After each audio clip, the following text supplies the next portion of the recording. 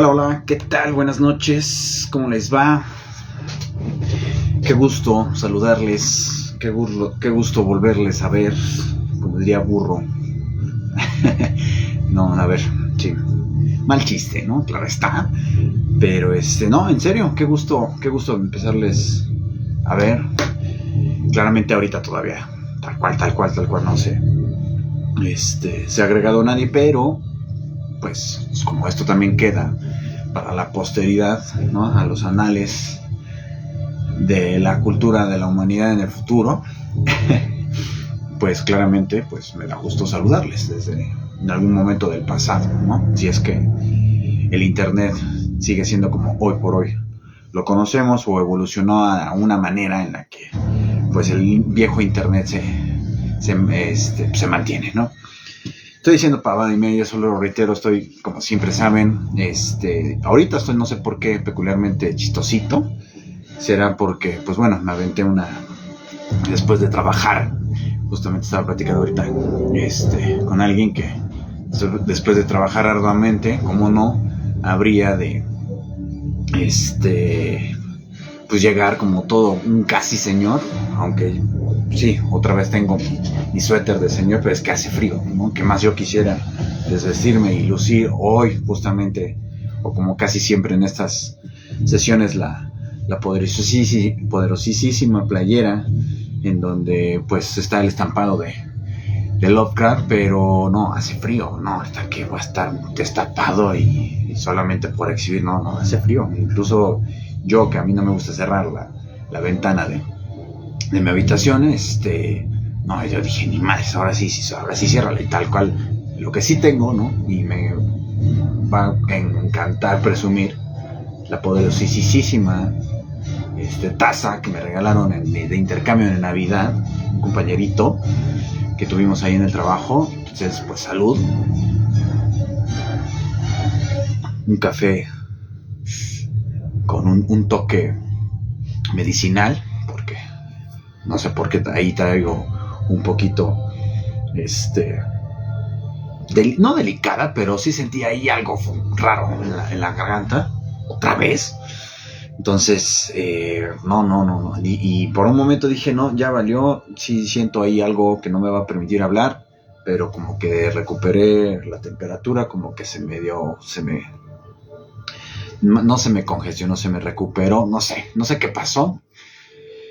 Y dijo, no, hoy es la noche en la cual, y si también estoy diciendo estupidez y media, es justamente porque pues estoy exageradamente entusiasmado, nervioso, claro está también, pero entusiasmado por la sesión de hoy, porque como yo les había dicho, la ocasión hace 8 días, ¿no? Esta sería la segunda sesión del año consecutivamente, por el momento, dentro de lo que se pueda, pues sí, realizar.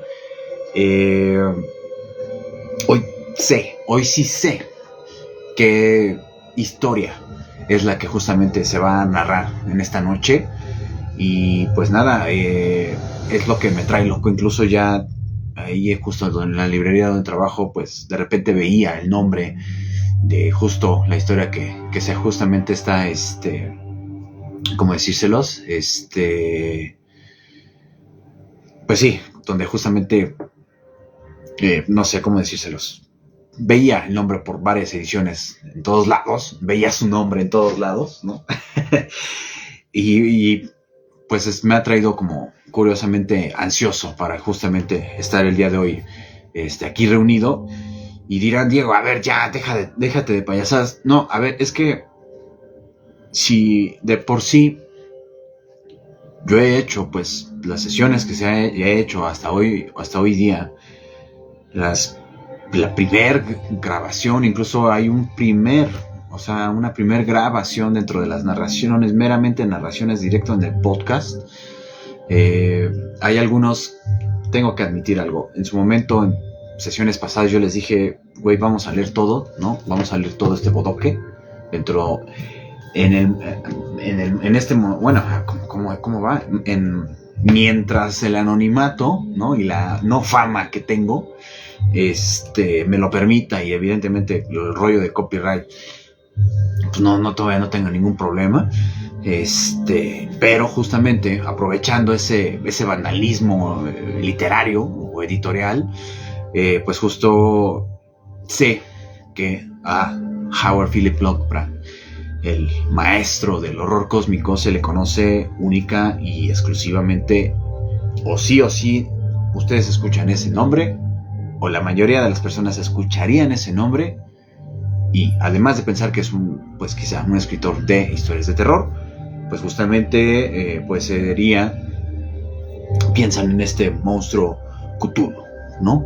Y pues justo, si apenas ahorita lo menciono y lo menciono de una manera, pues, si no rara o tampoco la manera correcta, pero sé por ahí amistades también que les gusta la literatura, porque justamente ni siquiera Cthulhu, ¿no? La palabra, el nombre mismo no lo podemos pronunciar tal cual, no hay, ningún idioma es posible. Si de por sí el ser humano en general, ¿no? O sea, en general, en todos los pueblos, evidentemente habla idiomas, pues que para algunos nos puede parecer exageradamente complejo y pues sí, porque vocales, no sé, dependiendo. O sea, todavía este nivel de lenguaje no rebasa nuestras facciones físicas para poder exclamar un vocablo, no lo permitirían. Eso es uno de los datos que por ahí se han colado y es lo que sé de Cthulhu, ¿no? Y otro es que justamente, ¿no? Justamente este ser llama a elegidos, pues de manera, pues sí, oscura, esotérica, o no sé cómo llamarlo, por medio de los sueños, ¿no?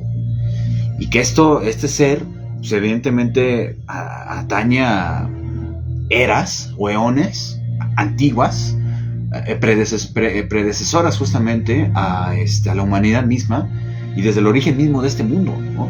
Es lo único que sé, ¿no? Pero, insisto, a lo que voy es que de alguna u otra manera nosotros, o la mayoría, cuando piensan en este autor, piensan en Cthulhu, y por ende, ¿no? Por esta pues familia o ese pequeño conocimiento que específicamente yo tengo, pues es como, déjenle abajo tantito porque incluso hasta la música está considerablemente dramática, otro poquitín, ahí está, creo que ahí está. Entonces, a la hora de haber leído hasta el momento en el que vamos, que dentro de lo que sí he transmitido aquí, y no se me está pasando decirles algo que les iba a decir, pero bueno, o sea, yo específicamente, no es presunción, pero yo he leído o sea, a ver, ahí está, o sea, yo he leído de la narrativa, ¿no? Unas cosas las hemos leído juntos, ¿no? Las he narrado en vivo para nosotros, para ustedes.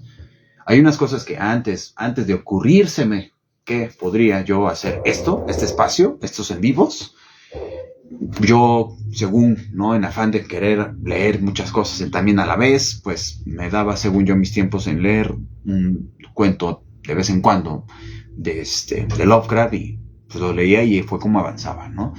Entonces, creo que tengo que confesar que realmente, pues, no ha estado todo lo que justamente, pues lo que les he dicho de que pues justamente estamos leyendo aquí todo, ¿no? Pero sí está la mayoría, eso sí, o sea, eso sí quiero como un poco dejar en claro, y si hay una manera en la cual pues pueda limpiar mi nombre, ¿no? En ese sentido, pues puedo yo sí prometer que definitivamente, pues desde donde sí lo he hecho continuo y hasta el final de este tomo, pues claramente lo voy a realizar, y pues el siguiente tomo, porque son 2, y el otro creo que es hasta más grande, o si no es que del mismo tamaño. Ya en su momento lo descubriremos, ¿no? Pero es la idea. No siempre va a ser Lovecraft. Cuando terminemos ya en su momento daré pues les preguntaré qué les gustaría que justamente leyéramos, ¿no? Otro tomo igual de un autor, varios cuentos que pues podamos conocer todo, ¿no? Entonces, justamente como se ha leído la mayoría, o al menos yo, sí insisto, sin presumir, pero hasta lo que les enseñe, yo sí he leído eso, y gran parte de ese pedazo que se ha leído, lo he leído con ustedes, pues nos hemos dado cuenta que, pues bueno, no solo existe Cthulhu, sino que existen otras historias muchísimo más, igual de fuertes, de poderosas y de demoníacas y de más y de así de horrorosas y de bellísimas, que claramente a lo que uno tiene idea, o a lo que yo he tenido idea respecto a pues, Cthulhu, y hay otra novela que ya en su momento también haré toda esta parafernalia, esta emoción previa. No quiero decir como cuál es ese otro pues texto largo también, que también me entusiasma en su momento llegar, y creo que está en este tomo, espero que esté en este tomo, no quiero como adelantarme realmente a revisar eso.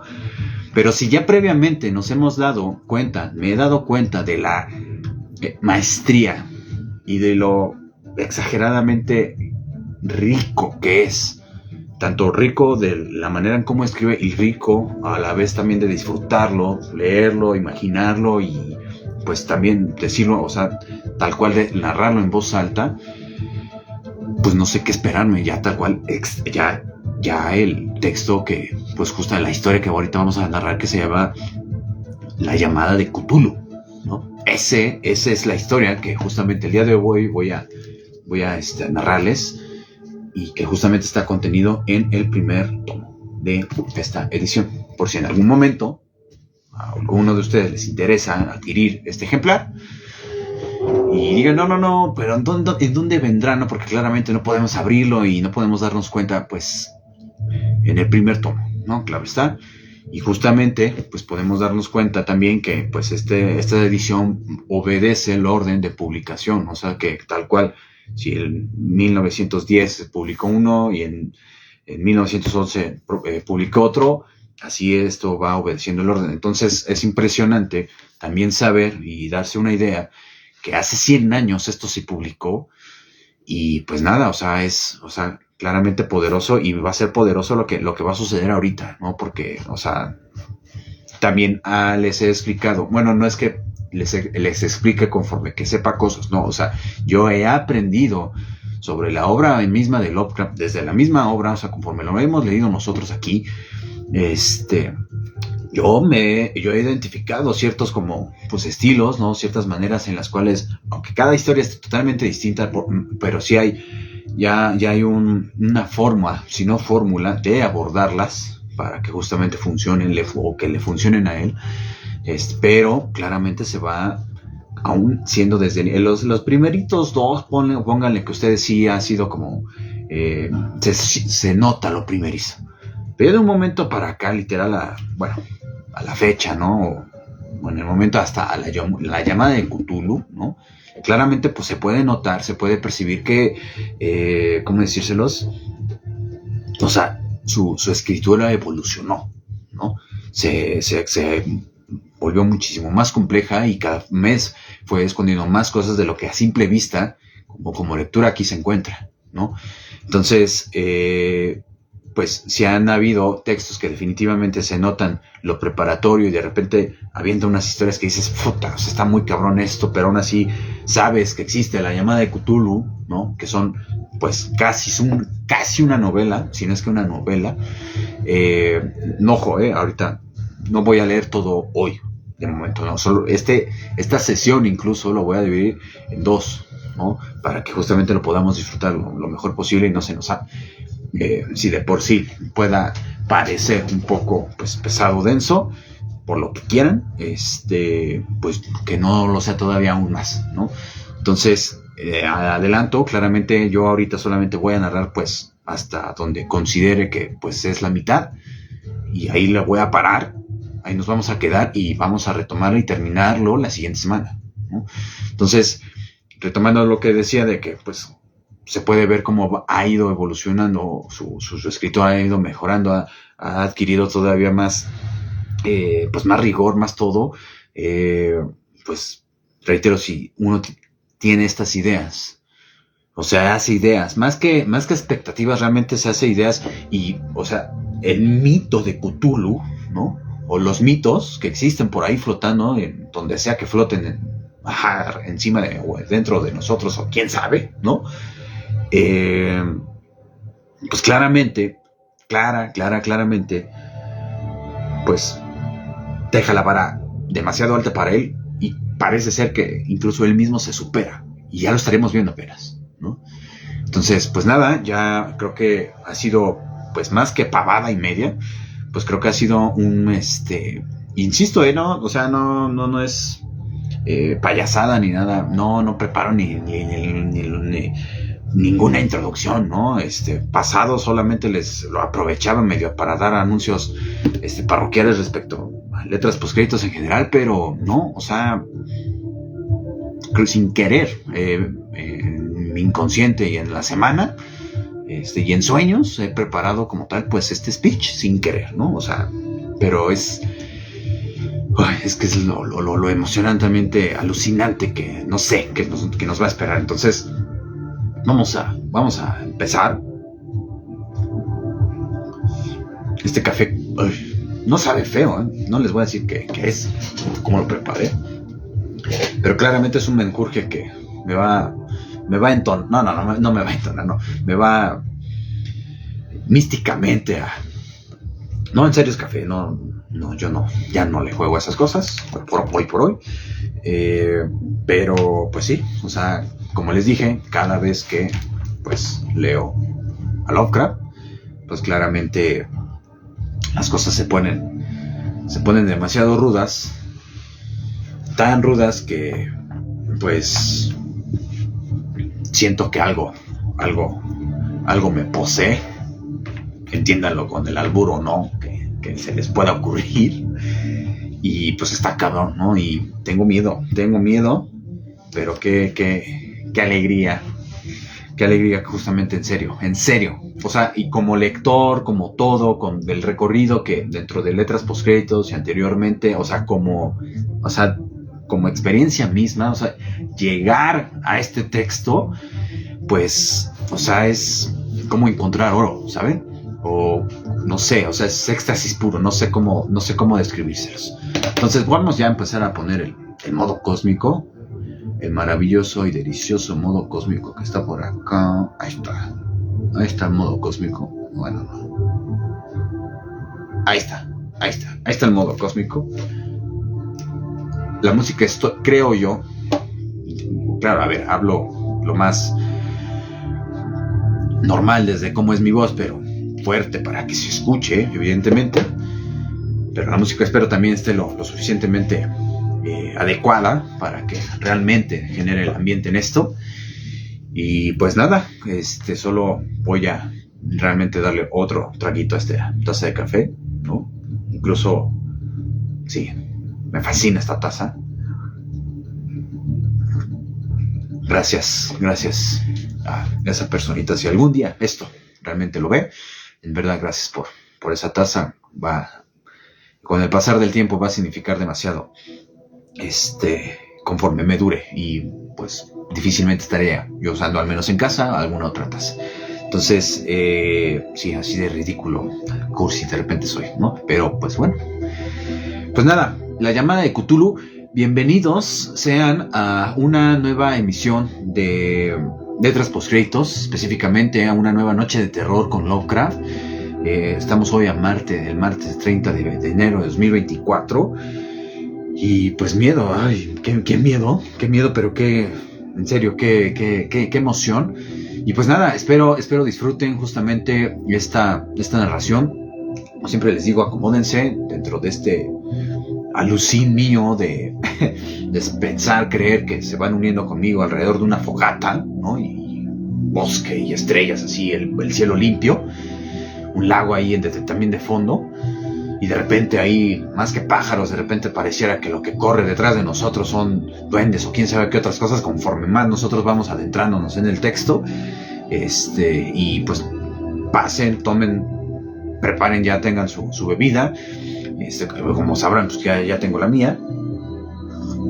Y la noche de hoy, ya se los he dicho, pero pues para que quede como dentro de eso, de esa formalidad, pues el texto de hoy será La llamada de Cthulhu. Insisto,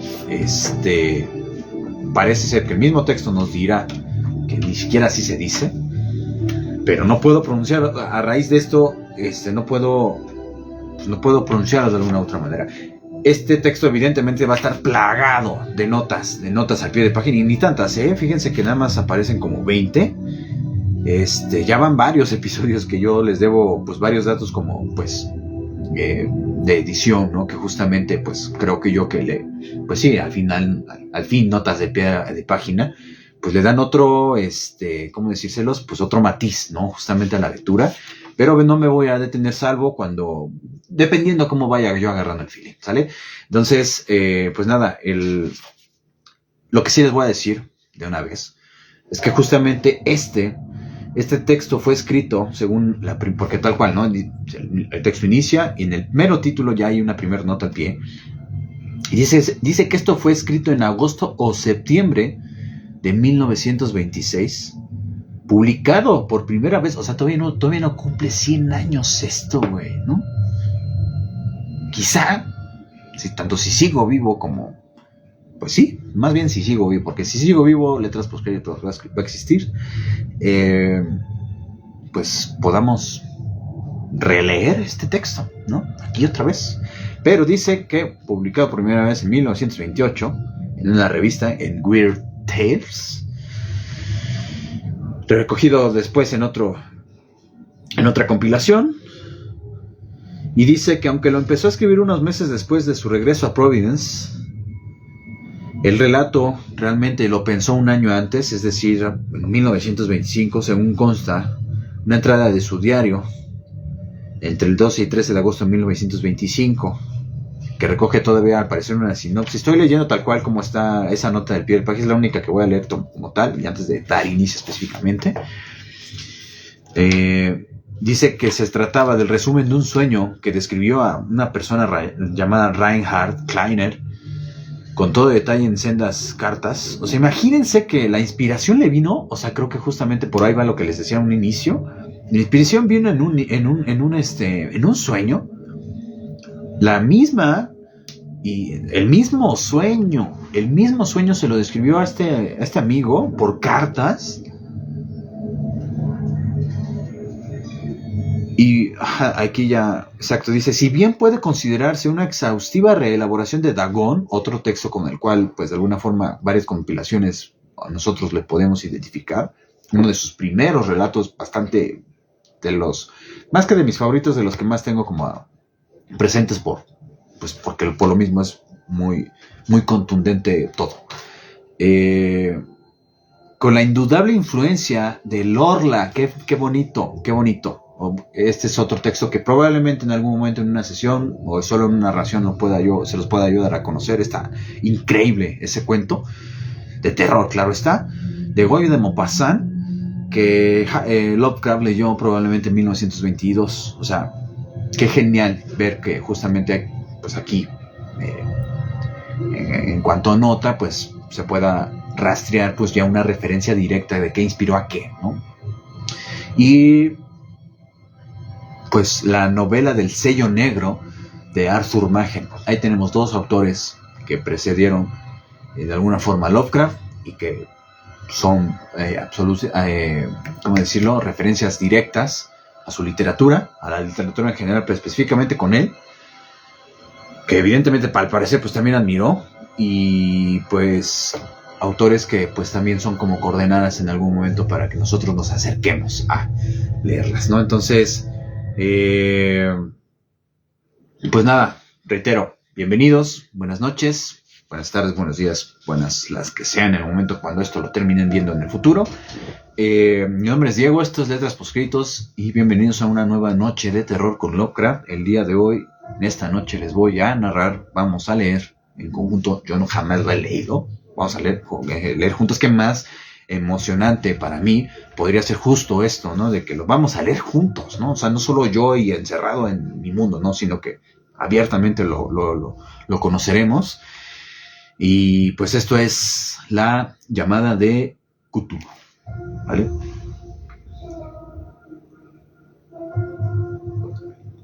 Y dice, tal cual, encontrado entre los papeles del difunto Francis Wayland Thurston de Boston. Y aquí viene un epígrafe, ¿vale? Dice: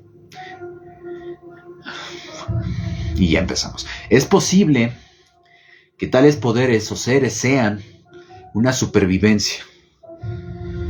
La supervivencia de una época enormemente remota en la que la conciencia debía manifestarse a través de formas y figuras que desaparecieron hace ya mucho tiempo ante la ascendente marea de la humanidad, formas de las que solo la poesía y la leyenda han conservado un fugaz recuerdo bajo la denominación de dioses, monstruos, seres míticos de todas clases y especies. Y esta es una cita de Algernon Blackwood, ¿no? Cita que después la publicaré tal cual, y pues ya les daré mejor la referencia, ¿vale? Pero bueno, vaya inicio, ¿no? Y esto está evidentemente dividido por capítulos. Yo incluso en una de esas sí me lo aviento todo, Chingue su madre, ¿no? Total, ¿no? Este martes yo solamente se lo tengo dedicado a esto. Yo creo que sí, muchachos. Perdonen por decir que esto lo voy a dividir en dos, pero yo creo que sí. De una vez, vámonos recio, que quede esto. Vámonos recio, ¿no? Que quede en una sola toma, ¿no? Y ya también de repente debrayado y todo, creo que justamente pues podría funcionar, o ya ni me voy a dar cuenta que ya voy más allá de la mitad, ¿no? Entonces, pues bueno, dice así: La llamada de Cthulhu, primer capítulo, el horror en arcilla. Dice: lo más piadoso del mundo, creo, es la incapacidad de la mente humana para relacionar todos sus contenidos. Vivimos en una plácida isla de ignorancia en medio de negros mares de infinitud, y no estamos hechos para emprender largos viajes. Las ciencias, esforzándose cada una en su propia dirección, nos han causado hasta ahora poco daño. Pero algún día el ensamblaje de todos los conocimientos disociados abrirá tan terribles perspectivas de la realidad y de nuestra espantosa situación en ella, que o bien enloqueceremos ante tal revelación, o bien huiremos de esa luz mortal y buscaremos la paz y la seguridad en una nueva edad de tinieblas.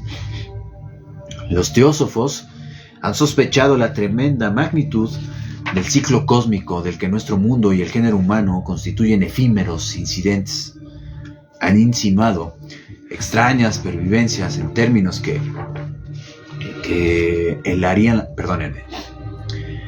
Han insinuado extrañas pervivencias en términos que le harían la sangre si no quedaran enmascaradas por un optimismo complaciente.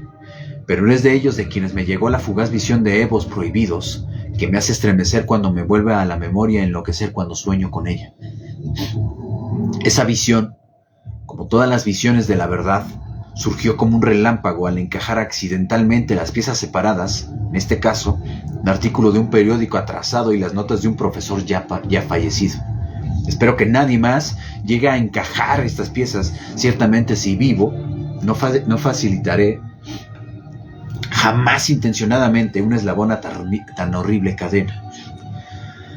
Creo que el profesor también trató de guardar silencio respecto a la parte que él sabía y que había destruido sus notas de no sobrevenirle accidentalmente la muerte. Empecé a enterarme del asunto en el invierno de 1926-27, con la muerte de mi tío abuelo George Gamel Angel, profesor honorario de lenguas semíticas de la Universidad de Brown en Providence, Rhode Island. El profesor Angel, y con doble L, no es tal cual Ángel, ¿vale? Era ampliamente conocido como una autoridad en epigrafía, y había sido consultado frecuentemente por directores de prominentes museos, así que muchos recordarán su fallecimiento a los 92 años. Localmente el interés aumentó debido a la oscura causa de su muerte. El profesor murió cuando regresaba del barco de Newport, se derrumbó súbitamente, como declaró un testigo, tras recibir un empujón de un marinero negro que surgió de una de esas casuchas oscuras y extrañas de la empinada cuesta que constituye un atajo desde el muelle a la casa del difunto en Williams Street. Los médicos no pudieron descubrir ninguna causa visible, aunque concluyeron después de una perpleja deliberación que la causa del desenlace debió ser un oscuro fallo del corazón provocado por el rápido ascenso de una cuesta tan pronunciada. para un hombre de tantos años. En aquel entonces no encontré ninguna razón para disentir del dictamen, pero recientemente me inclino a dudarlo y más que a dudarlo.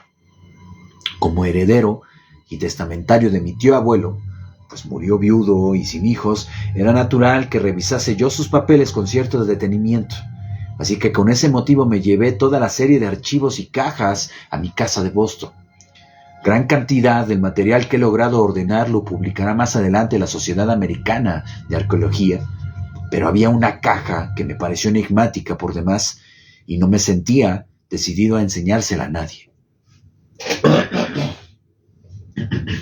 Me está cambiando la voz, Esponja. Y literal, digo, es normal, pero bueno. Estaba cerrada y no encontré la llave hasta que se me ocurrió examinar el llavero personal que el profesor llevaba siempre en el bolsillo. Entonces, efectivamente, logré abrirla, pero fue para encontrarme tan solo con un obstáculo aún más grande y hermético, pues, ¿qué podían significar el extraño bajorrelieve en arcilla y las notas y apuntes y recortes de periódico que contenía? ¿Se había vuelto mi tío crédulo de las más superficiales imposturas?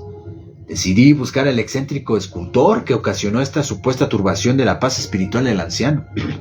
El bajorrelieve era un tosco rectángulo de unos 2 centímetros de espesor y una superficie de 12 por 15 centímetros de origen moderno, evidentemente. Sus dibujos, no obstante, no eran modernos ni mucho menos, tanto por su atmósfera como por lo que sugerían, pues aunque los desvaríos del cubismo y del futurismo son mucho y extravagantes, no suelen reproducir esa misteriosa regularidad que encierra la escritura prehistórica. Y ciertamente, escritura parecía aquella serie de trazos, aunque mi memoria, pese a estar muy familiarizada, tal cual es bien así, pese a estar muy familiarizada con los papeles y colecciones de mi tío, no lograba identificar en ningún sentido aquel tipo de escritura en particular, ni descubrir su más remoto parentesco. Sobre estos supuestos jeroglíficos había una figura de evidente carácter representativo, aunque su ejecución impresionista impedía hacerse una idea sobre su naturaleza. Parecía una especie de monstruo, símbolo representativo de un monstruo, de una forma que solo una imaginación enferma podría concebir. Si digo que a mi imaginación algo extravagante le sugirió imágenes de un pulpo, un dragón y una caricatura humana, no sería infiel a la naturaleza del diseño. Repito, si digo que a mi imaginación algo extravagante le sugirió imágenes de un pulpo, un dragón, las alas, ¿no? Creo. Y una caricatura humana, o sea, por la forma humanoide, no sería infiel a la naturaleza del diseño, ¿no? Una cabeza pulposa, tentaculada, coronaba un cuerpo grotesco y escamoso, dotado de unas alas rudimentarias, pero era el contorno general lo que lo hacía más estremecedor. Detrás de la figura, un vago bosquejo de arquitectura ciclópea servía de fondo. El escrito que acompañaba esta rareza, aparte del montón de recortes de periódico, estaba redactado con la más reciente letra del profesor Angel, sin la menor pretensión literaria. El principal documento, al parecer, era el que llevaba por título El culto de Cthulhu, escrito cuidadosamente en caracteres de imprenta para evitar la lectura errónea de palabra tan insólita.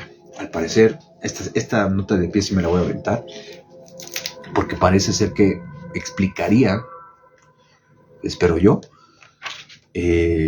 lo que les decía de, ¿cómo decírselos? Exactamente.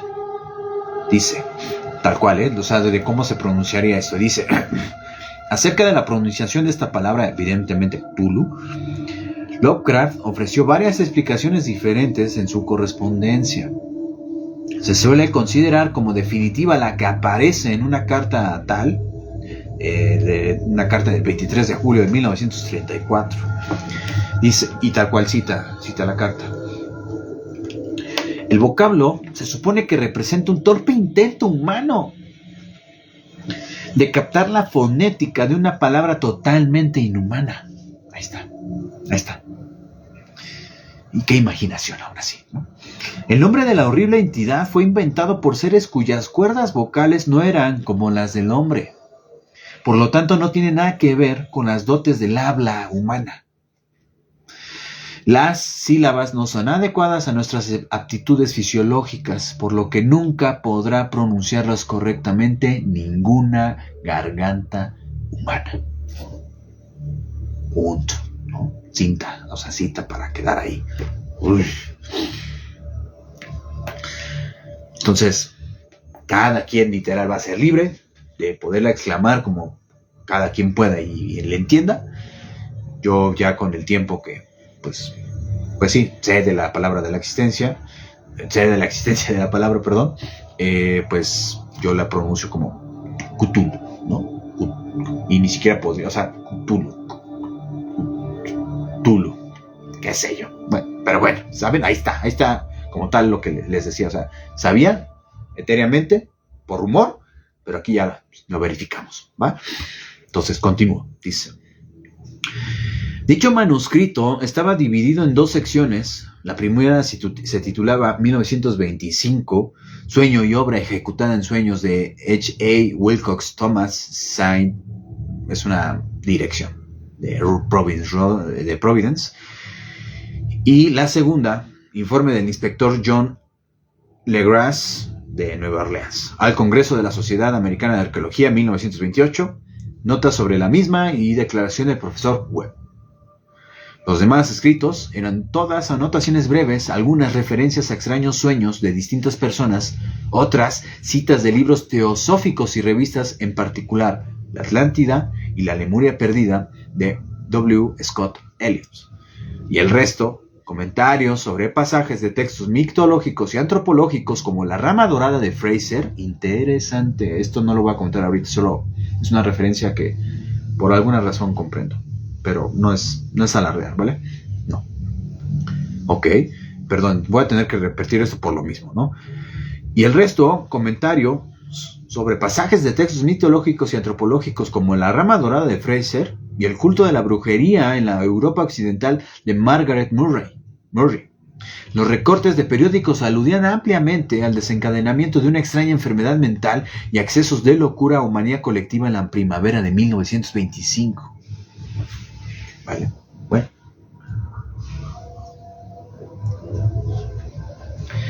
La primera mitad del manuscrito principal relataba una historia muy curiosa.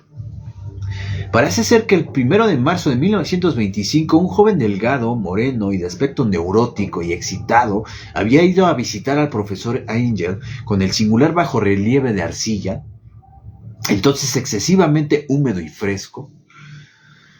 Su tarjeta ostentaba el nombre de Henry Anthony Wilcox, y mi tío le había reconocido como el hijo más joven de una excelente familia ligeramente conocida suya, el cual había estudiado recientemente escultura en la Escuela de Bellas Artes Rhode Island y había vivido solo en el edificio Fleur de Lis, próximo a dicha institución.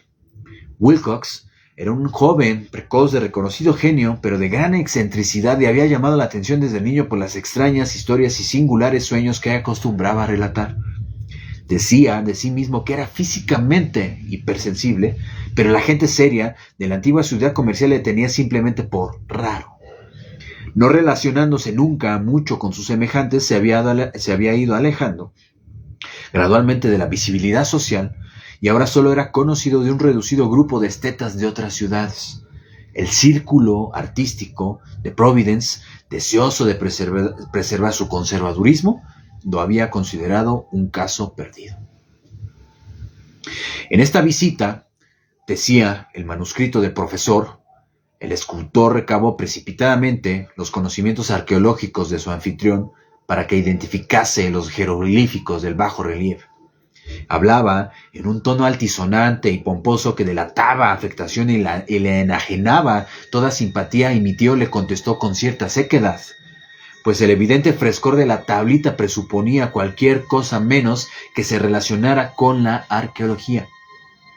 La respuesta del joven Wilcox, que impresionó a mi tío hasta el punto de recordarla después y consignarla al pie de la letra, Fue de una naturaleza tan fantásticamente poética que debió de simbolizar su conversación entera, y que más tarde he observado como característica suya. Dijo: es reciente, en efecto, pues la hice anoche mientras soñaba extrañas ciudades, y los sueños son más antiguos que la taciturna Tiro, la contemplativa Esfinge o la rodada de jardines Babilonia.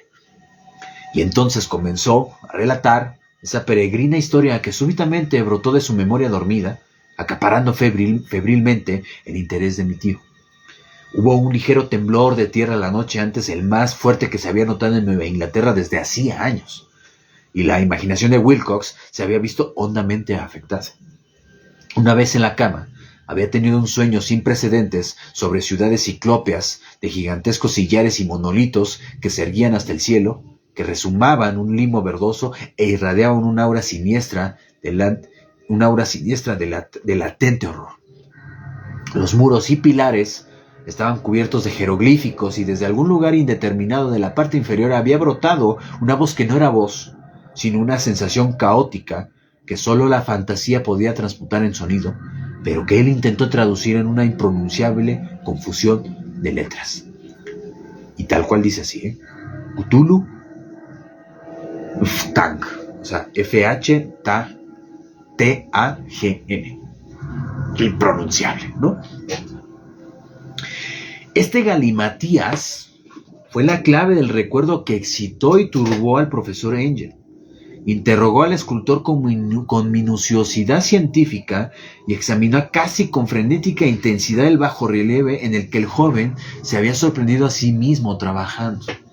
Muerto de frío y en pijama cuando paulatinamente se despertó, desconcertado. Mi tío atribuyó a su avanzada edad, dijo después Wilcox, su lentitud en reconocer los jeroglíficos y el dibujo. Muchas de sus preguntas parecieron sin sentido a su visitante, en especial las que pretendían relacionarse con cultos o sociedades extrañas, y Wilcox no logró comprender las repetidas promesas de silencio que le ofreció a cambio de que admitiese su afiliación a alguna sociedad religiosa mística o pagana de ámbito mundial. Cuando el profesor Angel se convenció de que el escultor ignoraba por completo todo oculto sistema de ciencia críptica, accedió a su visitante con peticiones de que le tuviese al corriente sobre sus nuevos sueños. Su petición produjo cierto fruto, pues a partir de la primera entrevista, el manuscrito registraba diarias visitas del joven, durante las cuales le contaba fragmentos espantosos de nocturnas fantasías cuyo contenido se relacionaba siempre con algún terrible escenario ciclópeo de oscura y resumante piedra, con una voz o llamada subterránea que gritaba monótonamente en forma de enigmáticos impulsos sensitivos imposibles de describir.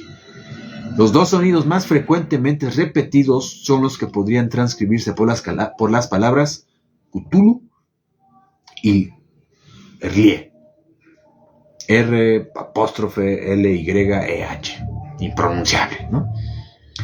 El 23 de marzo proseguía el manuscrito. Wilcox dejó de acudir y, al preguntar por él en la residencia, el profesor se enteró de que le había dado una oscura especie de fiebre y había regresado a casa de su familia en Watersman Street. Había empezado a gritar por la noche, despertando a varios otros artistas que vivían en el edificio, y desde entonces alternaba su estado entre periodos de inconsciencia y de delirio. Mi tío telefonó inmediatamente a la familia, y a partir de entonces siguió el caso de cerca, acudiendo frecuentemente al despacho del Dr. Toby de Thayer Street, el médico que le atendía. La mente febril del joven repetía con insistencia al parecer cosas extrañas, y el médico se estremecía cada vez que hablaba de ellas. No solo repetía lo que había soñado al principio, sino que aludía a un ser gigantesco que tenía millas de estatura y caminaba o avanzaba pesadamente. En ningún momento describió a este ser completamente, pero por las palabras frenéticas que el Dr. Toby recordaba, el profesor se convenció de que debía ser la misma criatura monstruosa que había tratado de representar en su escultura. Cada vez que el joven aludía a este ser, añadió el doctor, era invariablemente preludio de una recaída en el letargo. Su temperatura, cosa rara, no era superior a la normal, pero su estado parecía deberse más a una fiebre violenta que a un trastorno mental. El 2 de abril, a eso de las 3 de la tarde, cesaron súbitamente todos los síntomas de enfermedad en Wilcox. Se incorporó en la cama, asombrado de encontrarse en su casa, completamente ignorante de cuanto le había sucedido en sueños o en la realidad desde la noche del 22 de marzo. Declarado sano por el médico, regresó a su residencia a los 3 días, pero ya no le sirvió de ninguna ayuda al profesor Angel. Con su recuperación desapareció en todos sus sueños extraños, y tras una semana de anotar observaciones triviales sobre visiones completamente ordinarias, mi tío dejó de consignar sus nocturnas figuraciones. Aquí termina la primera parte del manuscrito, pero las alusiones a ciertas notas dispersas me dieron mucho que pensar. Tanto que solo el arraigado escepticismo que entonces constituía mi filosofía puede explicar mi persistente desconfianza con respecto al artista. Las notas a que me refiero describían los sueños de diversas personas durante el mismo periodo en que el joven Wilcox había tenido sus extrañas visiones. Mi tío, al parecer, había iniciado rápidamente una dilatada encuesta entre casi todos los amigos a quienes podía interrogar sin pecar de indiscreto, pidiéndoles que le contasen sus sueños y le facilitasen los detalles de cualquier visión excepcional que hubiesen tenido anteriormente. La información recibida era muy variada, pero en definitiva debió de recibir más respuestas de las que un hombre corriente habría podido manejar sin su ayuda de un secretario. No conservó la correspondencia original, pero sus notas constituían una síntesis de lo más completa y significativa. Las gentes corrientes y hombres de negocios, la tradicional sal de la tierra de Nueva Inglaterra, dieron un resultado casi completamente negativo, aunque aparecieron casos dispersos aquí y allá de inquietantes, aunque imprecisas impresiones nocturnas, siempre entre el 23 de marzo y el 22 de abril, y el 2 de abril, periodo del delirio del joven Wilcox. Los hombres de ciencia no se sintieron muy afectados, si bien 4 de los casos describían vagas visiones de extraños paisajes, y uno de ellos atribuía el miedo a algo anormal. Fue de los artistas y poetas de quienes recibió las respuestas más interesantes, y comprendo el pánico que se habría desencadenado de haber podido ellos mismos comparar notas. Dado que no existían las cartas originales, deduje que el compilador les había hecho preguntas específicas o había dirigido la correspondencia con el fin de corroborar lo que personalmente había decidido ver. Esa es la razón por la que seguí convencido de que Wilcox, conocedor de los viejos documentos de mi tío, había estado embaucando al viejo científico. Estas respuestas de los artistas contaban una historia turbadora. Del 28 de febrero al 2 de abril, muchos tuvieron sueños muy extraños que alcanzaron su máxima intensidad durante el periodo del delirio del escultor. Voy a cambiar esa canción que todavía no está tan dramática la cosa. Una cuarta parte narraban escenas y sonidos parecidos a los descritos por Wilcox, y algunos confesaron haber experimentado un gran miedo ante un ser abominable. Un caso que las notas describían con énfasis resultaba particularmente triste. El sujeto, un arquitecto muy conocido con afición a la teosofía y al ocultismo, se volvió repentinamente loco el día que el joven Wilcox sufrió el ataque y murió unos meses más tarde, gritando innecesariamente que le salvaran de cierta criatura escapada del infierno. De haber dejado a mi tío la referencia nominal de estos casos, en vez de reducirlo a números, habría intentado yo alguna comprobación. De este modo, en cambio, solo pude seguir la pista de unos cuantos. Todos, sin embargo, corroboraron plenamente las notas. Me he preguntado a menudo si todos aquellos a quienes el profesor había interrogado se sentirían tan intrigados como estos. Bien está que no hayan llegado a saber jamás la explicación. Los recortes de prensa, como he dicho ya, referían los casos de panicomanía o excentricidad durante dicho periodo. El profesor Angel debió de emplear una oficina de recortes, pues el número de extractos era enorme y además procedían de todas las partes del mundo. Uno hablaba de un suicidio en Londres durante la noche, en que un hombre se había levantado de la cama y arrojado por la ventana luego de lanzar un grito espantoso. Otro era una carta incoherente dirigida a un periódico sudamericano, en la que un fanático auguraba un espantoso futuro por las visiones que había tenido. Otro era un despacho procedente de California que relataba que una colonia de teósofos empezó a vestirse en masa con ropas blancas para cierto glorioso acontecimiento que nunca llegaba. Mientras que otras noticias de la India hablaban cautelosamente de una gran agitación entre los nativos que había tenido lugar a finales de marzo. Las orgías del vudú se habían multiplicado en Haití, y las agencias africanas de noticias hablaban de murmullos presagiosos. Los oficiales americanos con destino en Filipinas habían observado la inquietud de algunas tribus en este mismo tiempo y algunos policías neoyorquinos habían sido atropellados por orientales histéricos la noche del 22 al 23 de marzo. Aguas, ¿no? Pongan la fecha ahí en el calendario para que... Aguas, ¿no? En el oeste de Irlanda también corrían rumores insensatos y un pintor llamado Ardois Bonot colgó un blasfemo paisaje onírico en el Salón de Primavera de París en 1926.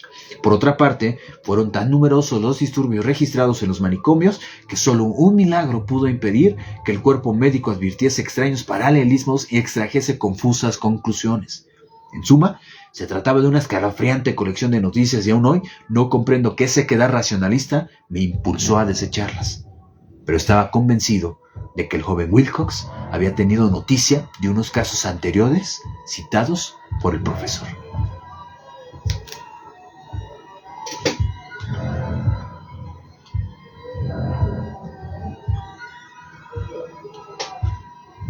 Y este es el fin del primer capítulo.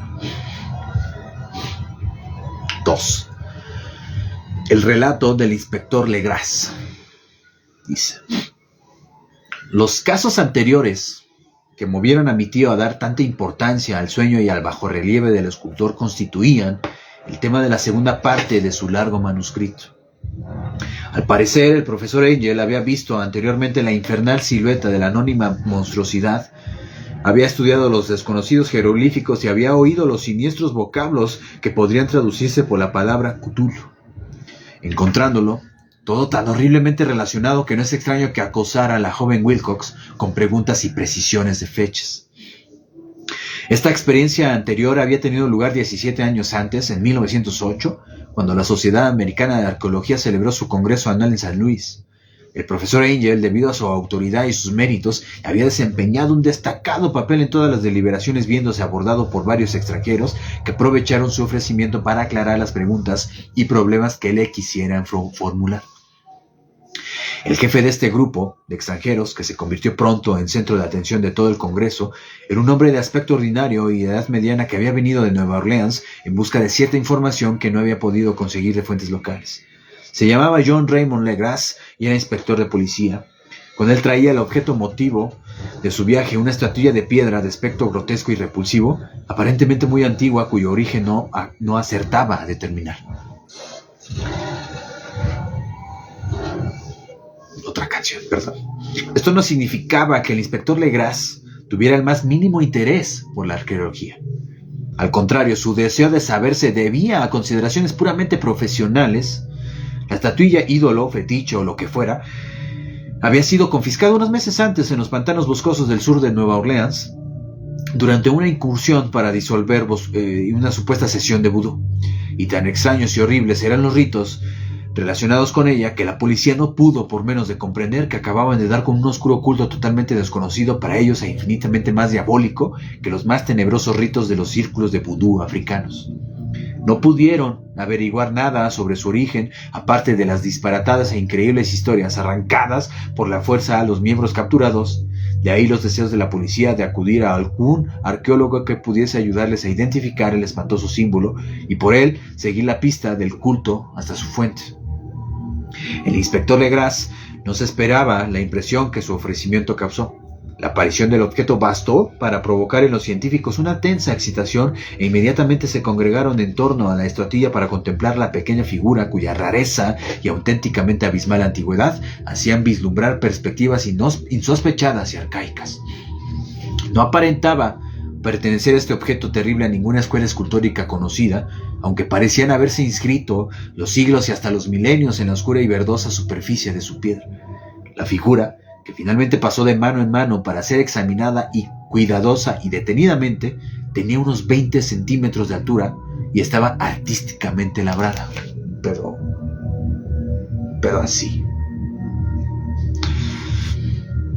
Representaba un monstruo de contornos vagamente antropomorfos, aunque con cabeza de octópodo, y cuyo rostro era una masa de palpos, un cuerpo de aspecto gomoso y cubierto de escamas, garras prodigiosas en las extremidades traseras y unas alas estrechas en la espalda. Este ser, que parecía dotado de una perversidad espantosa y antinatural, Evidenciaba una pesada corpulencia y descansaba sobre un bloque rectangular o pedestal cubierto de caracteres indescifrables. Las puntas de las alas rozaban el borde posterior del bloque, la figura ocupaba el centro, mientras que las largas y curvadas garras de las 4 patas plegadas llegaban al borde delantero y colgaban 1/4 de la altura del pedestal. Tenía la cabeza del cefalópodo inclinada hacia adelante, de suerte que los extremos de los tentáculos faciales rozaban el dorso de las enormes zarpas posadas sobre las rodillas levantadas. La impresión general que producía era de vida anormal y del más penetrante pavor, dado su origen absolutamente desconocido. Su inmensa, espantosa e incalculable edad era innegable. Sin embargo, no parecía tener relación con ningún tipo conocido de arte perteneciente a los albores de la civilización, ni desde luego con ningún otro tiempo. Totalmente diverso e ignorado, su mismo material era un misterio. Aquella piedra jabonosa, verdinegra, con sus doradas e iridiscentes manchas y estrías, resultaba desconocida para la geología y la mineralogía. Los caracteres de la base eran igualmente desconcertantes y ninguno de los miembros del Congreso, a pesar de que constituían una representación de expertos de medio mundo y cada uno era una autoridad en este campo, pudo aportar la más ligera idea del parentesco lingüístico. Tanto la figurilla como el material pertenecían a algo tremendamente remoto y distinto de la humanidad tal como la conocemos. A algo que sugería de manera estremecedora viejos e impíos ciclos de vida en los que no participaban nuestro mundo ni nuestras concepciones. O sea, qué hermoso. Bueno, y sin embargo, mientras algunos de los miembros movían la cabeza y confesaban su impotencia ante el problema del inspector, un hombre de la reunión confesó que tanto la monstruosa figura como la escritura le resultaban vagamente familiares, y a continuación contó con cierta timidez un extraño incidente que conocía. Esta persona era el fallecido William Channing Webb, profesor de antropología de la Universidad de Princeton y explorador de no poca reputación. El profesor Webb había participado 48 años antes en una expedición a Groenlandia e Islandia en busca de inscripciones rúnicas que no pudo descubrir, y estando en la costa occidental de Groenlandia se habían tropezado con una extraña y degenerada tribu de esquimales cuya religión, una rara forma de culto al diablo, les había hecho estremecer por sus deliberadas ansias de sangre y su repulsión. Era una fe poco conocida por los demás esquimales, a la que aludían con un escalofrío y decían que provenía de edades inconcebiblemente remotas, aún anteriores a los comienzos del mundo. Además de los ritos innominados y los sacrificios humanos, había ciertos rituales transmitidos hereditariamente que se dirigían a un demonio supremo y más antiguo, o Tornasuk. Una palabra igual ahí en cursiva rara. El profesor Webb había tomado cuidadosa nota de la expresión fonética de un anciano Angekok, o sacerdote hechicero, y Angekok quizá de ser una palabra islandesa o de allá de Groenlandia, ¿no? Esta palabra sí ha de existir, en fin. Y transcribió los sonidos lo mejor que pudo en caracteres latinos. Pero ahora, lo más importante era el fetiche que adoraba ese culto, alrededor del cual danzaban sus adeptos cuando la aurora boreal se derramaba por encima de los acantilados de hielo. Era, declaró el profesor, un bajorrelieve de piedra formado por una figura horrenda y una especie de escritura críptica, y por lo que él podía decir, guardaba un rudimentario paralelo con los rasgos esenciales de la bestial criatura que ahora constituía el centro de atención de toda la asamblea.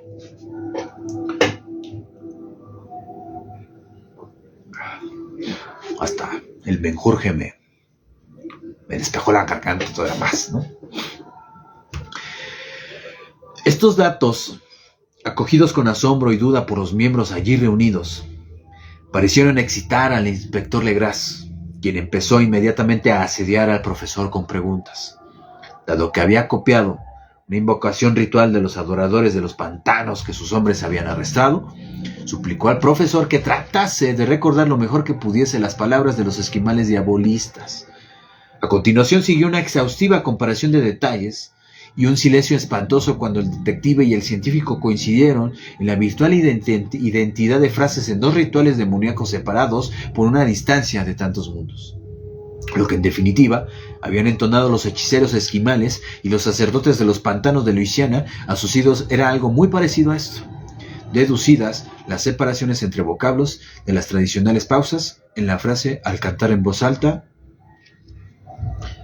y quién sabe cómo se pronuncia esto porque es ese mismo lenguaje rarísimo que solamente puedo tal cual, no lo voy a decir, pero solamente puedo identificar la palabra Cthulhu, pero es un canto en ese idioma impronunciable, ¿vale? Pero está exótico verlo ahí escrito por lo menos. Legras había tenido, incluso se los voy a poner cuando publico esto en la descripción nada más como para que también lo tengan ahí, sepan cómo iba la cosa, ¿va? Legras, prometo hacerlo. Legras había tenido más suerte que el profesor Webb, pues algunos de sus prisioneros le habían revelado la significación de esas palabras. La frase decía más o menos así: en su morada de Erlier, Cthulhu muerto aguarda soñando. Uy, cabrón. Y a continuación, respondiendo a una insistente petición general, relató lo más detalladamente que pudo su experiencia con los adoradores de los pantanos y contó una historia a la que ahora me doy cuenta mi tío debió de conceder suma importancia. Tenía cierta semejanza con los sueños más absurdos y disparatados de los teósofos y mistificadores y revelaba un asombroso grado de imaginación cósmica jamás sospechada en una sociedad de parias y de mestizos. El 1 de noviembre de 1907, la policía de Nueva Orleans había recibido una llamada de los pantanos y la región situada al sur de la laguna. Los colonos... Perdón. No estoy enfermo, ¿eh? Los colonos, gentes primitivas en su mayoría, pero afables descendientes de los hombres de Lafitte, se sentían presa de un insuperable terror a causa de algo desconocido que les había sorprendido en la noche. Al parecer era un rito vudú, pero de una naturaleza más terrible que los conocidos hasta entonces por ellos. Y desde que empezó el incesante batir del tam-tam en el corazón de los negros bosques donde ningún habitante se aventuraba, habían desaparecido algunas mujeres y niños. Se oían gritos enloquecedores y alaridos demenciales, cánticos estremecedores e infernales llamas que crepitaban inquietas, y añadió el aterrado mensajero, la gente no podía resistirlo más. Así que atardecido ya, había salido un cuerpo de policías en 2 furgonetas y un automóvil guiados por un colono tembloroso. Cuando el camino se hizo intransitable, dejaron los vehículos y avanzaron durante varios kilómetros chapoteando en silencio a través de los terribles bosques de cipreses donde nunca penetraba la luz del día. Las raíces retorcidas y el nudoso musgo español obstruían el paso, y de en cuando algún montón de piedras húmedas o los fragmentos de un muro en ruinas hacían más intensa la opresiva sensación que cada árbol deformado y cada islote fangoso contribuía a crear.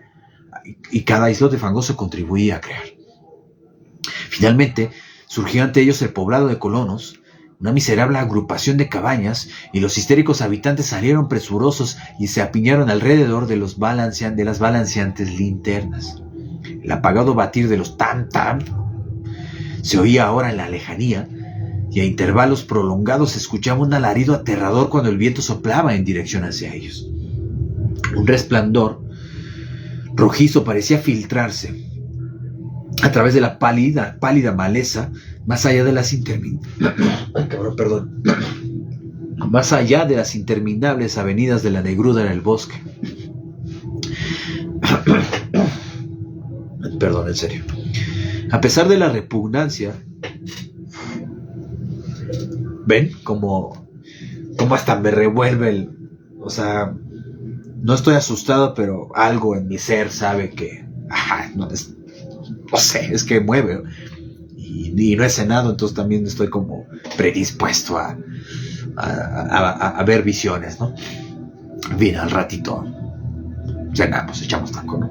Bueno, bla, bla, bla, bla, bla, bla, bla. Ajá. El apagado batir de los tam-tam se oía ahora en la lejanía, y a intervalos prolongados se escuchaba un alarido aterrador cuando el viento soplaba en dirección hacia ellos.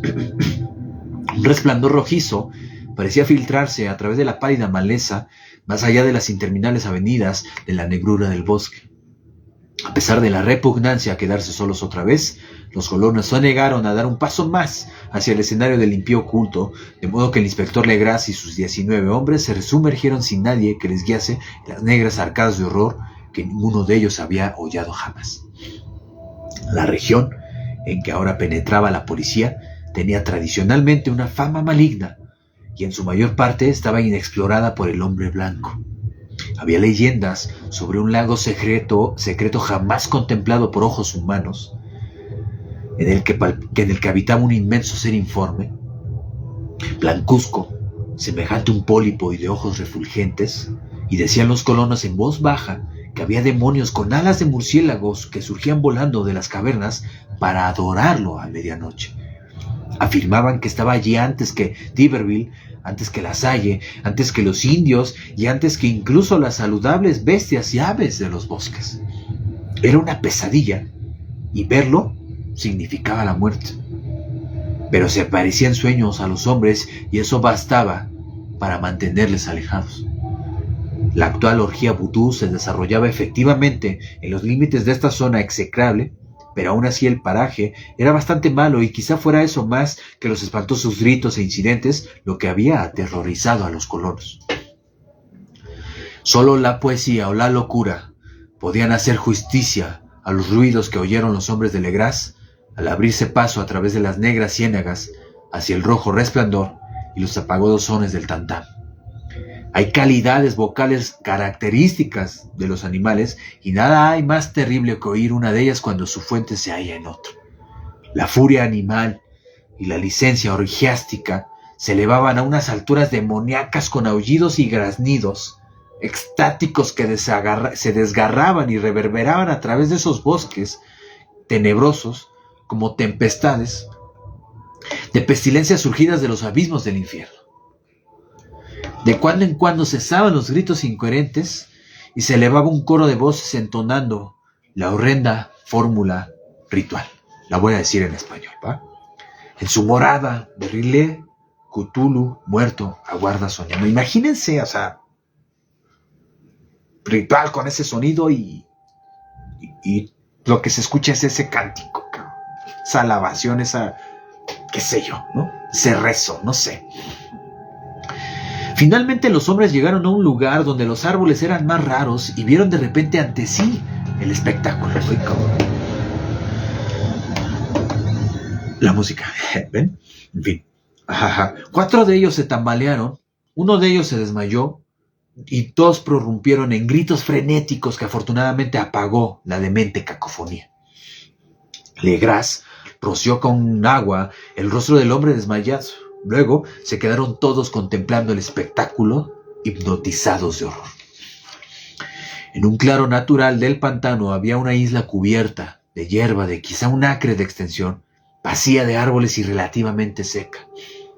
En ella saltaba y se contorsionaba la más indescriptible horda de humana deformidad que nadie, a no ser un cime o un angárola, sería capaz de plasmar. Despojados de toda indumentaria, aquella horda híbrida bramaba, rugía y se contorsionaba alrededor de una hoguera monstruosa de forma circular. En su centro, al rasgarse de cuando en cuando la cortina de las llamas, se veía un gran monolito de granito de unos 2,5 metros de altura. En la parte superior, desproporcionadamente pequeña, descansaba la maléfica estatua. En 10 cadalzos erigidos en espacios regulares formando un círculo en torno a las llamas, colgaban, cabeza abajo, los cuerpos desfigurados de los desdichados colonos que habían desaparecido. Dentro de este círculo, los adoradores saltaban y rugían girando en masa de izquierda a derecha en una interminable bacanal entre el círculo de cuerpos y el círculo de fuego.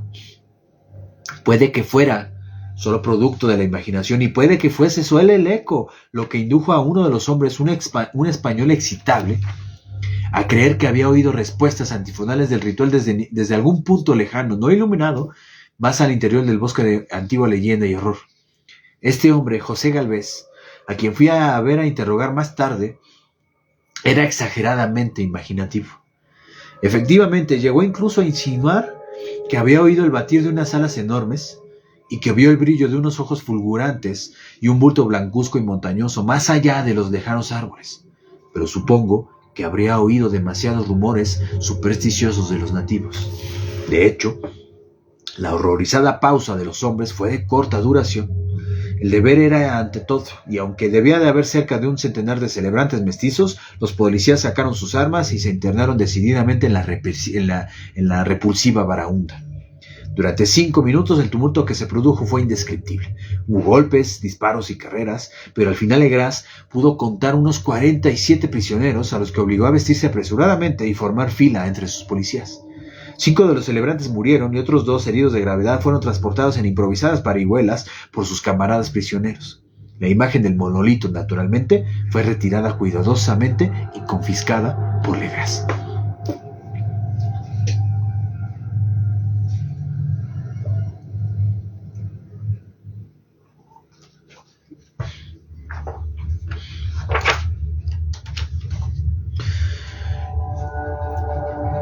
Examinados en el cuartel de policía, tras un viaje agotador, todos los prisioneros resultaron ser de muy baja condición, mestizos y mentalmente trastornados. La mayoría eran marineros, entre ellos negros y mulatos, casi todos originarios de las islas occidentales o portugueses procedentes de las islas de Cabo Verde, que daban cierto matiz vudú a este culto heterogéneo. Pero tras las primeras preguntas se puso de manifiesto que dicho culto era infinitamente más antiguo que el fetichismo negro. A pesar de ser ignorantes y degradadas, estas criaturas sostenían con sorprendente coherencia la idea central de su repugnante culto. Adoraban, dijeron, a los grandes antiguos, que eran muy anteriores a la aparición del hombre y habían llegado al joven mundo desde el cielo. Estos antiguos se habían retirado ahora al interior de la tierra y bajo el mar, pero sus cuerpos muertos revelaron secretos al primer hombre mediante sueños, y este instauró un culto que jamás había muerto. Este era su culto, y los prisioneros dijeron que siempre había existido y siempre existirá, ocultándose en alejados yermos y parajes retirados de todo el mundo hasta el tiempo en que el gran sacerdote Cthulhu saliese de su tenebrosa morada en la poderosa ciudad sumergida de R'lyeh y sometiese a la tierra una vez más a su poder. El gran sacerdote Cthulhu. O sea, a ver, pausa, no rápida. Ya escuchamos cómo describe la criatura, desde la escultura, tanto como los garabatos, ¿no? Grandísimo ese desmadre. Pero decir o imaginarte que eso funge como un sacerdote de algo, de un rito antiquísimo, y que en el momento en el que surja someterá a la tierra a su poder. O sea, a ver, me resuena la palabra sacerdote dentro de lo religioso, no sé. Tenía que decirlo, ¿vale? Gracias. Algún día vendría, cuando los astros fueran favorables, y el culto secreto estaría siempre allí dispuesto a liberarlo. Aguas, ¿no? Entre tanto, nada más podían decir. Se trataba de un secreto que ni aun la tortura les podría arrancar. La humanidad no era la única clase de seres con conciencia sobre la tierra, pues había formas que surgían de las tinieblas para visitar a los pocos fieles. Pero estas no eran los grandes antiguos. Ningún hombre había visto nunca a los antiguos. El ídolo esculpido representaba al gran Cthulhu, aunque nadie podía decir si los demás eran o no semejantes a él. Nadie era capaz de descifrar ahora la antigua escritura, si bien se transmitían cosas oralmente. El cántico ritual no era el secreto, este no se expresaba jamás en voz alta. El cántico significaba solo esto: en su morada R'lyeh, Cthulhu muerto aguarda soñando. Punto. O sea, no tiene todavía otro significado más, según esto, ¿no? Pero solo 2 de los prisioneros fueron declarados mentalmente sanos y se les ahorcó. Los demás fueron trasladados a diversas instituciones, o sea, fueron 47, acuérdense, ¿eh?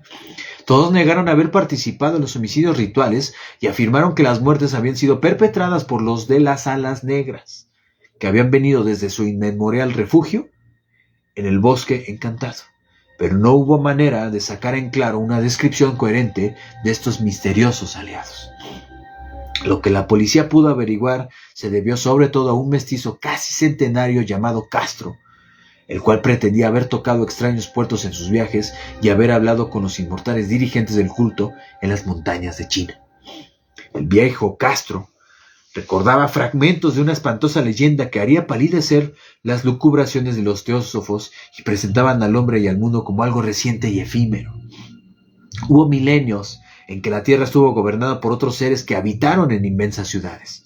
Sus vestigios, le habían contado los chinos inmortales, se encontraban aún en forma de piedras ciclópeas en las islas del Pacífico. Habían muerto miles y miles de años antes de la aparición del hombre en la tierra, pero había artes que podían hacerlos revivir. Cuando los astros volvieran a la correcta posición en el ciclo de la eternidad, habían venido efectivamente de las estrellas y habían traído sus imágenes con ellos. Estos grandes antiguos, prosiguió Castro, no estaban hechos de carne y hueso. Tenían forma. ¿No lo probaba acaso esta imagen de silueta estrellada? Pero esta forma no era material. Cuando los astros se hallaban en la posición correcta, ellos podían precipitarse de mundo en mundo a través del firmamento. No mames. Ay, perdón, güey. Es que esto es lo que me mama. O sea, ya no es terror, cabrón. Es como... es esta delgada línea entre que casi es ciencia ficción, pero es mágicamente cósmico, cabrón. O sea, imagínense esa madre. Perdonen mi francés, ¿no? Esa madre teletransportándose cuando los malditos astros, la luna y las estrellas se alinearan y de repente, ¡fum!, cabrón, ¿no? Se materializaba, se teletransportaba a otra dimensión o a otro mundo, cabrón. No mames, qué pedo. Bueno.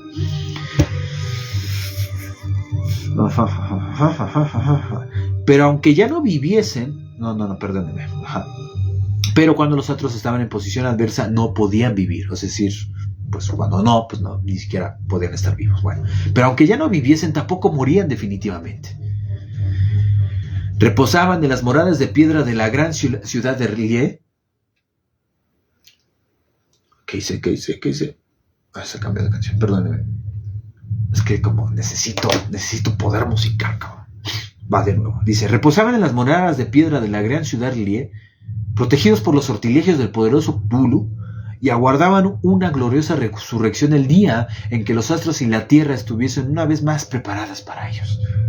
Pero aún entonces, alguna fuerza del exterior debía ayudarles a liberar sus cuerpos. Los encantamientos que les conservaban intactos les impedían a sí mismos realizar el movimiento inicial, y solo podían reposar despiertos en la oscuridad y pensar mientras transcurrían incontables millones de años. Todos ellos, o sea, no es solo uno, o sea, a ver, creo yo, me estoy adelantando, es que está muy cabrón eso. A ver, si acá nos acaba de decir que Cthulhu es el sacerdote de los grandes antiguos, ellos, o sea, hay otras madres igual de monstruosas y él es su sacerdote, cabrón. O sea, no mames. Pero aún entonces alguna fuerza del exterior debía ayudarles a liberar. Esto ya lo leí. Ajá. Todos ellos sabían qué ocurría entre tanto en el universo, pues su lenguaje era telepático. Aún ahora hablaban en sus tumbas, cuando después de infinitos caos aparecieron los primeros hombres. Los grandes antiguos hablaron a los más sensibles modulando sus sueños, pues sólo así podía llegar su lenguaje a las mentes orgánicas de los mamíferos. Chíngate ese, güey. Luego, prosiguió Castro en voz baja, esos primeros hombres instituyeron un culto en torno a pequeños ídolos que los primordiales les mostraron. Ídolos traídos en edades lejanas desde las oscuras estrellas. Ahí está el horror cósmico. Esto es el horror cósmico. Aquí está, se los presento y yo también lo estoy conociendo, ¿vale? Ese culto no moriría jamás, hasta que las estrellas volvieran a su correcta posición y los sacerdotes secretos sacaran al gran Cthulhu de su tumba para revivir a sus vasallos y recobrar su dominio sobre la tierra. Sería fácil conocer la llegada de ese momento, pues entonces la humanidad se parecerá a los grandes antiguos. Será libre y salvaje y estará más allá del bien y del mal. Arrojará a un lado las leyes y la moral y todos los hombres gritarán y matarán y se refocilarán jubilosos. Entonces los antiguos liberados les enseñarán nuevas formas de gritar y matar y refocilarse y regocijarse, y toda la tierra arderá en el holocausto del éxtasis y la libertad. Entre tanto, el culto, ejecutado mediante ritos apropiados, debe mantener vivo el recuerdo de esas antiguas formas y evocar la profecía de su retorno. En otros tiempos, algunos escogidos habían hablado en sueños con los antiguos que descansaban en sus tumbas, pero luego algo había ocurrido. La gran ciudad de piedra de Lier, con sus monolitos y sepulcros, se había hundido bajo las olas y las aguas profundas. Henchidas de un misterio primitivo, impenetrable incluso para el pensamiento, habían interrumpido la espectral comunicación. Pero no había muerto el recuerdo, y los altos sacerdotes decían que la ciudad surgiría otra vez cuando los astros fuesen favorables. Entonces saldrían los negros espíritus de la tierra, mohosos y sombríos, y propagarían los rumores recogidos en las cavernas de los olvidados fondos de los mares. Pero de esto último no se atrevió a hablar mucho el viejo Castro. Cayó repentinamente y no hubo medio de persuasión y de astucia que lograra sonsacarle nada más al respecto. También se negó a dar detalles sobre el tamaño de los antiguos. En cuanto al culto, dijo que creía que su centro se encontraba en la inexplorada región central de los desiertos de Arabia, donde Hiram, la ciudad de las columnas, sueña oculta e intacta. No tenía relación ni alguna con el culto de las brujas en Europa y era prácticamente desconocida fuera del círculo de sus adeptos. Ningún libro aludía realmente a él, aunque los chinos inmortales decían que en el Necronomicon del árabe loco Abdul al-Sarjed subyacía un sentido oculto que los iniciados podían interpretar a su criterio, especialmente el discutidísimo dístico. Y aquí otra cita del Necronomicon, preparados: que no está muerto lo que puede yacer eternamente, y en los eones venideros hasta la muerte puede morir. Esto ya lo habíamos leído antes. Legras, hondamente impresionado y no poco confundido, había tratado sin éxito de averiguar la afiliación histórica del culto. Parecía ser que Castro había dicho la verdad al afirmar que era totalmente secreto. Las autoridades de la Universidad de Tulán no pudieron arrojar ninguna luz sobre dicho culto ni sobre la imagen, y ahora el detective había acudido a las personalidades más competentes del país y se encontraba nada menos que con la historia de Groenlandia del profesor Webb.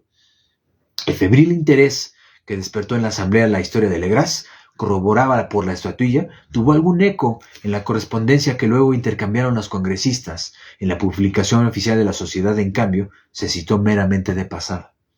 La prudencia es el primer cuidado de quienes están acostumbrados a enfrentarse con el charlatanismo y la impostura. Legras dejó la imagen durante un tiempo al profesor Webb, pero la muerte de éste volvió a sus manos y sigue en su posesión, donde la he visto no hace mucho.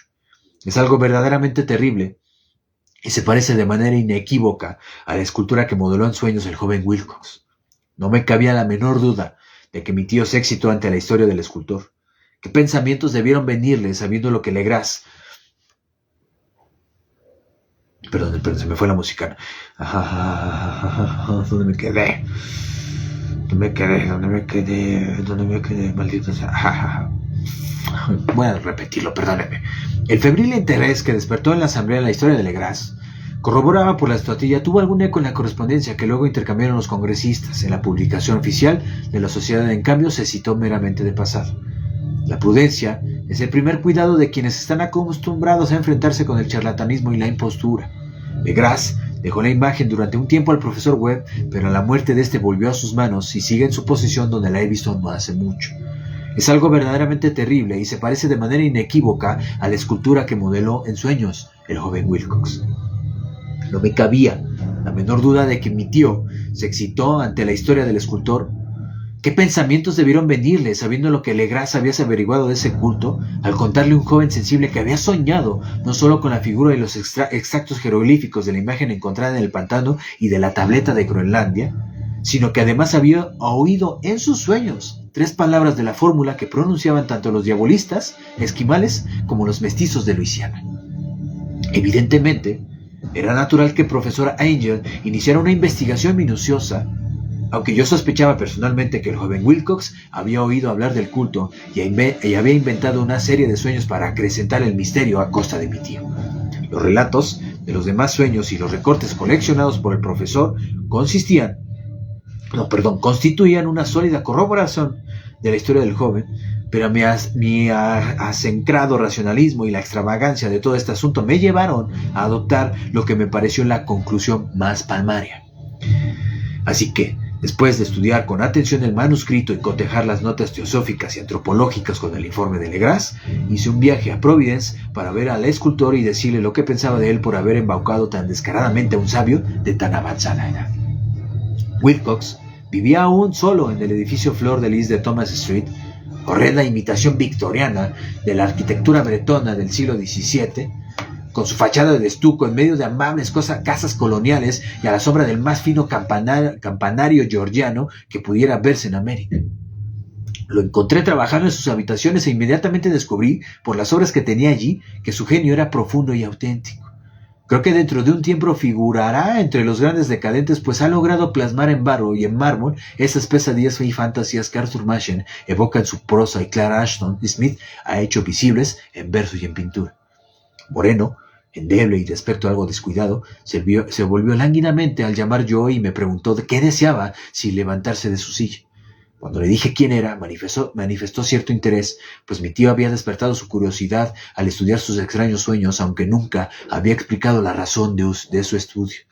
Yo no le aclaré demasiado el asunto y traté de sonsacarle el contacto. Me bastó poco tiempo para convencerme de su absoluta sinceridad, pues me habló de los sueños de un modo que nadie podría tergiversar.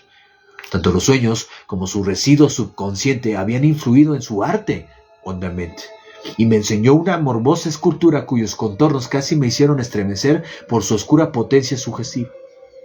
No recordaba él si había visto el original de esta criatura, a no ser en su propio bajorrelieve que modelara en sueños, pero sus perfiles habían surgido insensiblemente bajo sus manos. Era sin duda la forma gigantesca que tanto le atormentara en su delirio. Seguidamente aclaró que él no sabía en verdad nada del misterioso culto, aparte de lo que las incansables preguntas de mi tío le habían permitido inferir, y nuevamente me esforcé en averiguar de qué manera pudo haber recibido las horribles impresiones. Habló de sus sueños de un modo extrañamente poético, haciéndome ver con terrible intensidad la húmeda ciudad ciclópea de piedras verdosas y cubiertas de limo, cuya geometría, dijo extrañamente, era totalmente errónea. Y oír con aterrada expectación la incesante sentimental llamada que surgía de la tierra. ¿Tuluptank? Bueno, palabras que no se puedo pronunciar. Estas palabras formaban parte de aquel espantoso ritual que hablaba del sueño vigil de Cthulhu muerto en la cripta de piedra del Glie, y me sentí hondamente impresionado a pesar de mis convicciones racionales. Wilcox, estoy seguro, había oído hablar del culto de alguna manera casual y había debido de olvidarlo poco después en medio de la masa de sus igualmente inquietantes lecturas y figuraciones. Más tarde, en virtud de su acusada impresionabilidad, debió de encontrar la expresión subconsciente en sus sueños, en el bajorrelieve y en la terrible estatua que ahora tenía yo delante, de modo que su impostura había sido involuntaria. El joven era a la vez un poco afectado y descortés, la clase de carácter que nunca me ha gustado, pero ahora estaba dispuesto a admitir su genio y su honestidad. Me despedí amistosamente de él y le deseé todos los éxitos a su prometedor talento. El asunto del culto seguía fascinándome y a veces me imaginaba a mí mismo alcanzando fama mundial al averiguar sus orígenes y relaciones.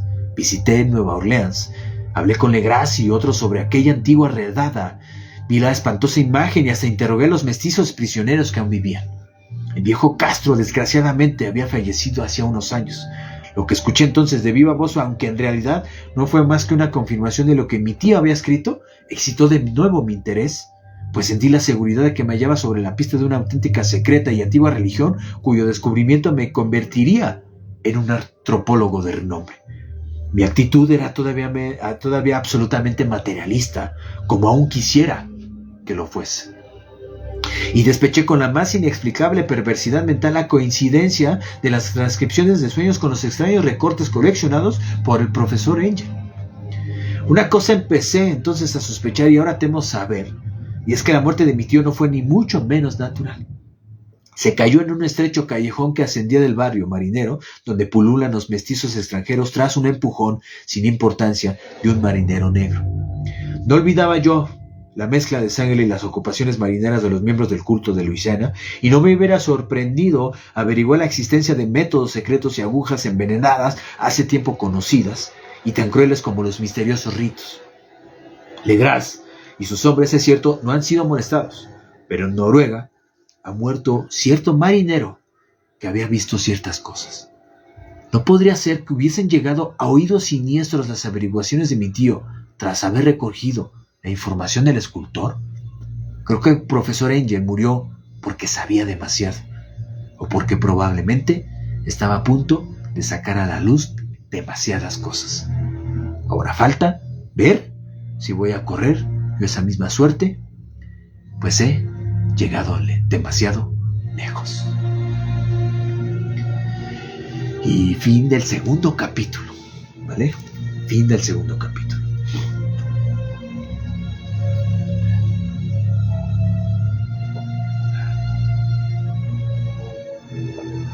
Miren, me emocioné y dije que lo iba a terminar, pero... ay, no lo sé. No, pero ya es tarde.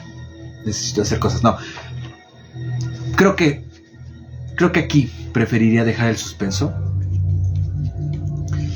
Vamos a cerrarlo el siguiente martes. Ay, cabrón.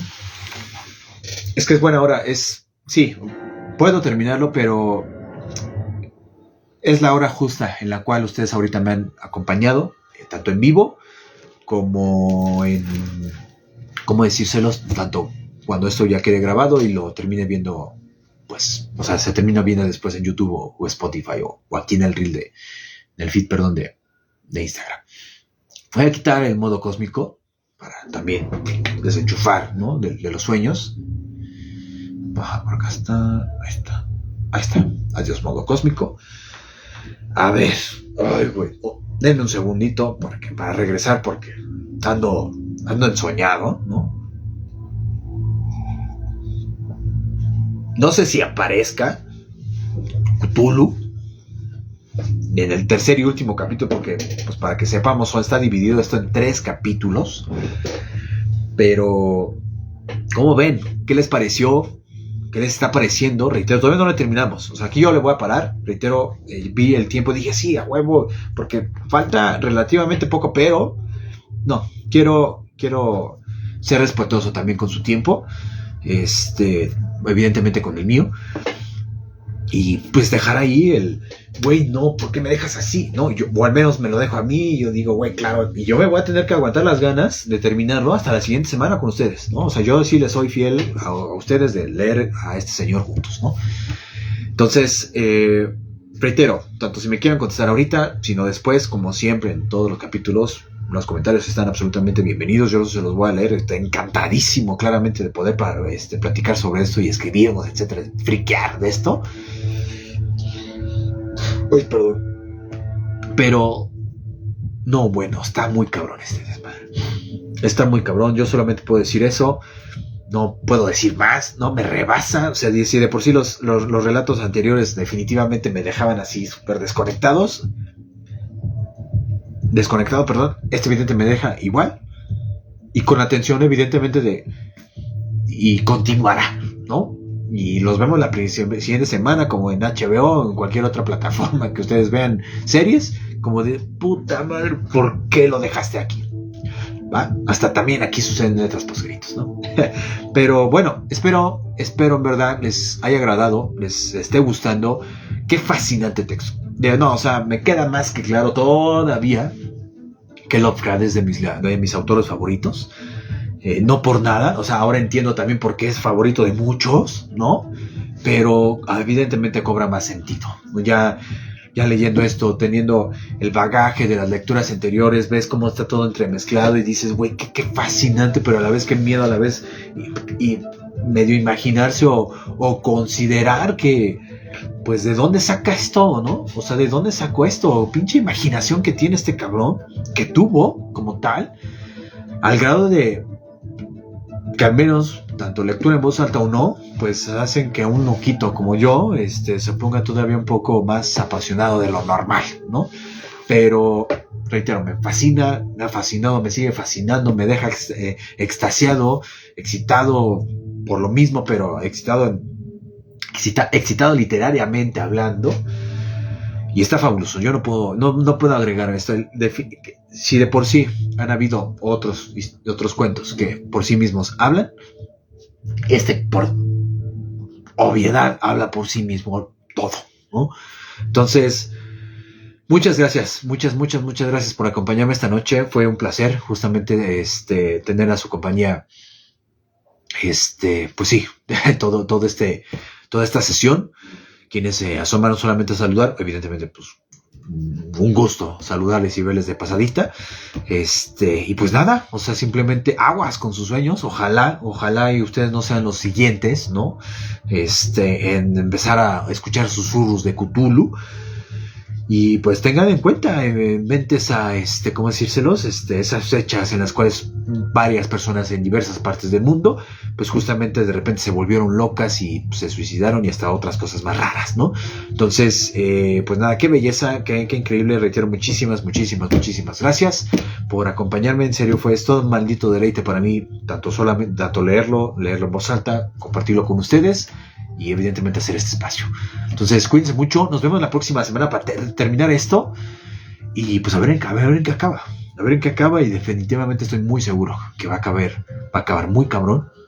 Y que pues, sí, definitivamente nos va a dejar más trastornados. Porque pues, recordemos lo que dijo el narrador, ¿no? O sea, yo hubiese querido mantener esto en un nivel y no saber demasiadas cosas, ¿no?